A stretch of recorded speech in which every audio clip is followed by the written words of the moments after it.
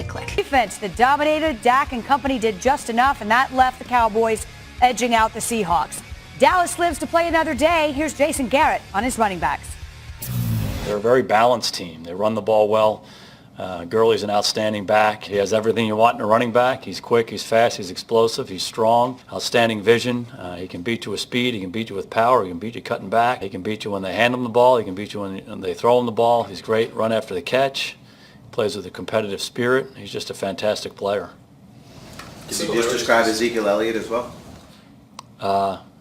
In some ways, I probably did describe Ezekiel Elliott. You know, both big-time players who can really do everything you want them to do on the field and embrace carrying the burden for their team. Well, he's not wrong on either front, that's for sure. One led the league in touchdowns for the season, the other the rushing yards leader. Listen, whose backfield do you trust the most here? Do we really have to choose 1 through 4, or can we just do like 3 number ones and then follow it up with I think that's what you have. I mean, I feel like I'm being indecisive here. If I had to pick one, and maybe this feels a little bit odd given how the season finished for Todd Gurley, but I'm still going with the Los Angeles Rams because they discovered something in C.J. Anderson over the final 2 weeks. When he came in, he ran incredibly hard for them, and I think if you look at the way that this offensive line blocked, and one of the metrics you have to track here is yards before contact amongst first contact. It was just remarkable this year. This Rams offensive line was a bunch of mountain movers. Now, it's a difficult matchup, and we don't know if Gurley is even going to be 100% when this game rolls around on Saturday, but I still go back to the most prolific offense throughout the course of the entire season in the NFC, and that was the Los Angeles Rams. I'll take that backfield, but there are 2 other great choices, I think. Gurley, by the way, expected to play. He's missed 2 weeks, right? He missed 16 and 17, so has not played since week 15 with that nagging knee injury, but it appears like he's healthy and, for the most part, ready to go, Coach. I'm going with Ezekiel Elliott, and the reason of that is I really like their commitment to the run. Since they've added Amari Cooper, they've taken some of those 8-man boxes off of them. It's opened up their pass game, and I just like how they stick to it.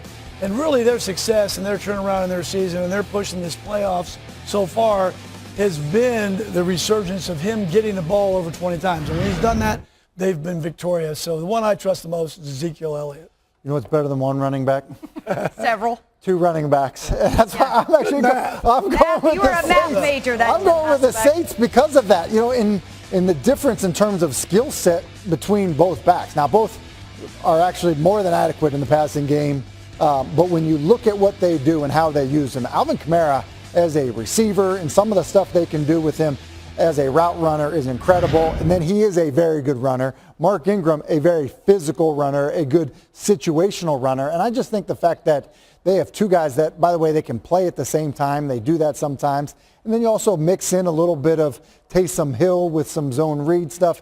I just think that backfield is brutal to try to defend. This is one of those weekends where we say all these guys will run the ball. They'll run, and then we go in and, you know. 1,200 combined passing yards or something like that. Something ridiculous. I feel like it always happens, especially this time of the year. Let's switch gears now to the AFC. We're going to talk a little bit about the quarterbacks, if you will. What a difference a year makes. Andrew Luck this time around, unlike last year when he was nursing a sore shoulder, threw for 222 yards and 2 touchdowns. The Colts built a big first-half lead and took care of the Texans really from start to finish. Marlon Mack added 148 yards and a touchdown. And the Colts off to face the Chiefs. They rebounded to make the playoffs. I think this is really incredibly impressive because it could have gone in a different direction. They start 1-5, becoming the 6th team in the Super Bowl era to make the playoffs after being at least 4 games under 500 in the regular season. Each of the previous 5 lost in the divisional round, so now Indy has a chance to become the first to reach the conference title game. I asked you the question about running backs or backfields, who you trusted the most. I hate to even ask this one, but what quarterback you trust the most in the AFC? Do I have to start again? I'm throwing one of you guys. Ridiculous. Well, listen, I was going to let you go first. So I thought you were going to take Tom Brady just because. Just get it off the table. Tom Brady, yeah. And listen, as much as it's kind of just tempting to talk about some of these other guys, and Tom Brady's got a tough matchup. Look, I'm taking Tom Brady. I mean, You'll prove it otherwise, right? I mean, I think you have to. Sorry, you've lived it firsthand, Coach. And the biggest That'd have been my choice. The biggest stage imaginable. But the reality is that even though these other, look, 50 touchdown passes for Pat Mahomes, and Andrew Luck's playing great, and he's got a running game, and Phillip Rivers is having an outstanding year. Tom Brady in the postseason has been really good, and he's been beyond really good when he's playing in Foxborough. So it's hard to pick anybody else. You know, when you're evaluating quarterbacks, one of the traits that you focus in on is clutch production. It's how do quarterbacks play in 2-minute drills and up-tempo and got to have his situations and in the postseason when the stakes are the highest. And that's where Tom Brady has been at his best. 396 passing yards per game over his last 5 postseason games. If you think about the Patriots in the postseason, they have been prolific offensively. I get it. It was a stuck-in-the-mud year for Tom Brady and the Patriots for a lot of 2018, but there is a benefit of the doubt because of the been there, done that. That being said, very difficult not to pick Patrick Mahomes because it's been his year, Coach. Wait, so which one did you pick? My choice is Brady. But, okay. But Mahomes I wasn't is great. clear. I mean, again, not a bad option. Not a bad option. I think This trust is is like the a little- operative word. I'm trying to figure out what the deal is. Can I still take Brady? Yeah, you can. You're allowed to You're take trying him. to- Listen, the deal is Brady's very good. Listen, you have better reason than anyone to take him. Exactly. Played against him. Been there, done that. So now that we're making it official, I will select Tom Brady. I had to watch it firsthand in Houston. Watch him take a 2-minute drill down and to win and put them in position to kick the winning field goal. So I could not even think of a better choice. In my mind, he might be the greatest quarterback to ever play the game, maybe the greatest player to ever play the game, if we're being serious. Yeah. So how could you not pick him? Listen, Steve Young said it all season, right? Until proven otherwise. And I think trust is the operative word there. He is a proven commodity, to say the least. And until that changes, I know it wasn't the same year for the Patriots, but it's not over yet. All right, file under one and done. After one record-setting season as Ohio State's starting quarterback, Dwayne Haskins is taking his talents to the next level. He will declare for the NFL draft. The third-year sophomore who rewrote the school record books has been expected to enter the draft and now will be projected, of course, as a first-round pick. No better person to talk about all of this than our draft guru, Mel Kiper Jr., who joins us now. And Mel, you wrote an article on ESPN.com about why Haskins could be the #1 pick this year. What makes him deserve that?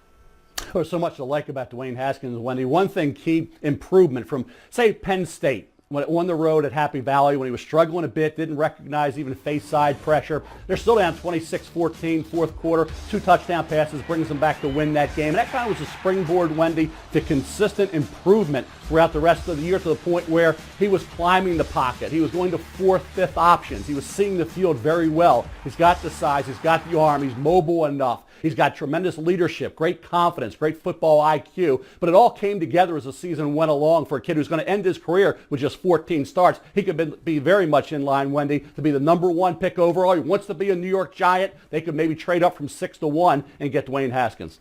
Wow. All right. I'm happy to say we're going to talk about last night's game. How about my Clemson Tigers, huh? Wow. Not bad. But let me ask you. Notre Dame Fighting Irish might be vindicated a little bit. They only lost by 27, and they were 9-3 going near the half before it got out of hand. But, yeah, I know where you're going, Wendy. Trevor Lawrence. Where else would I go?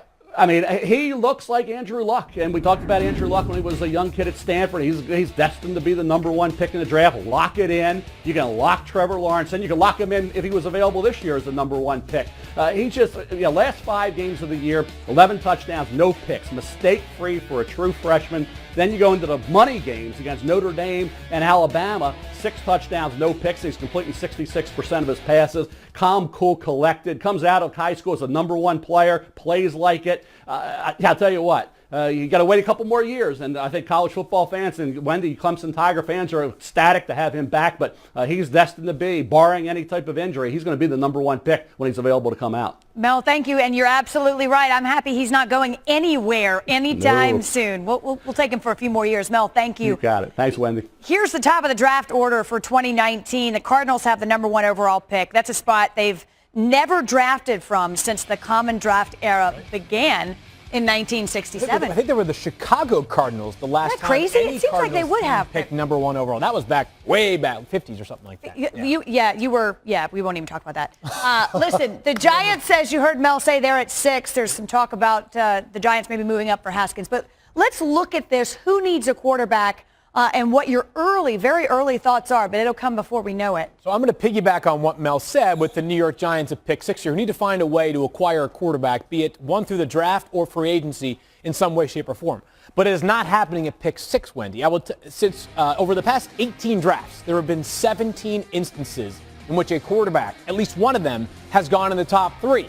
The reality is if you're a capable quarterback prospect, you are going to be taken by pick 3, if not sooner. The only exception to those 18 drafts was the year in which E.J. Manuel was the 16th overall pick in the draft, and really he was moved up because of supply and demand. The Bills needed a quarterback. He had a great Senior Bowl. Buddy Nix, their GM at the time, made him the cherry on the top of the sundae in terms of his tenure of drafting for the Bills. But Haskins is going early, and I think the Giants have to make a move up the board to get him. But what's interesting is when you look at these teams, I mean, a lot, especially if the Raiders stick with Derek Carr, a lot of these guys have a quarterback.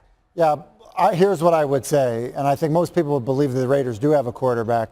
With what's gone on with the Raiders, I think there's probably enough doubt in people's mind, whether it's real or not, whether or not they believe that's the case, which would put them as a potential team that would be interested in a quarterback.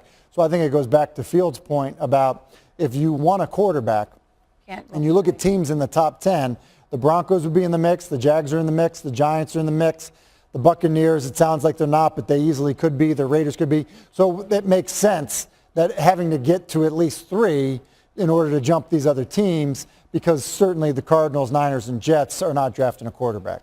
Fascinating to think about the Raiders, who have all this draft capital. They've got 3 first-round picks in 2019. You almost wonder if they wish they had made the Amari Cooper trade for 2020. And the reason I mentioned that, they would have 3 first-round picks in 2020, and regardless of how they perform next season, they would have all this capital to potentially move up and select a player like Tua, for example, or I don't think you want to wait until 2021. That'd be a lot of misery in successive years. But timing is often everything in life, and in the draft, I think Dwayne Haskins is going to benefit from a class that not a ton of star power, and he had a fine 50 touchdown passes. Truly remarkable. Yeah, it was one and done, but he certainly got it done while he was there. Coach, let me ask you about the Bucs. Now, obviously a new head coach coming in. The GM's been clear, and we could put that in quotes if you will, that Jameis Winston's the guy. Does that change at all? And how does that affect what can happen here? I don't think it will. I think it's kind of a prerequisite to get that job, and that's a hard one to turn back on once you get there. So I'm going to say they stand pat with Jameis. If the one I really find interesting is number 10 there, the Broncos. And, they're talking about Mike Munchak possibly, or even my old coordinator, Vic Fangio. They got to get the quarterback problem solved to get that organization back to where they once were. Let's go back to Trevor Lawrence, because I can't talk about him enough. Sure. Why not? You went to Wofford. What's all the I went to South Carolina school. I grew up going to Clemson. Right. Anyway, talk about Wofford in a little bit. Anyway, Tim, what did you see from Trevor Lawrence? I mean, do you agree with Mel? He's got a couple more years, 2 at least. Listen, I know this. You talk to people who meet him, and they're like, whoa, like as a high schooler, he goes and shakes your hands, and his hand's up around your elbow, and you're like, wait a second, this guy already looks like a pro. To be a true freshman and kind of have the season that he had, kind of takes over the job and then plays in some of these moments, obviously against a team that's littered with pro prospects like he did, Alabama last night. Being a true freshman, you think that he's got to stay in school for 2 more years. He looks the part physically, he's ready, seems like, he has the leadership aspects of it. There are seniors on that Clemson team that were following him, that looked at him as a leader. So, you heard Mel say, we're going to talk about him, like Andrew Luck. And remember, when we were talking about Andrew Luck, people were saying, this is the best prospect since John Elway. Listen, as we sit here right now, look, here's what I would say. As a redshirt freshman, Jameis Winston won a national championship, and we were really impressed with him. Okay, and there were plenty of flaws. Big wind-up for delivery, had been in some trouble. He was the first overall pick. I think as we sit here today, you could probably predict him being the number 1 overall pick when he comes out already, which is obviously, being able to do that's pretty crazy. So impressive for him, too, is first of all, he looks like he's 6'6", all of it. He was in high school a year ago. He'll grow into that body, but what makes him so difficult is ultimately sustained success in the NFL is being able to win from the pocket as a quarterback.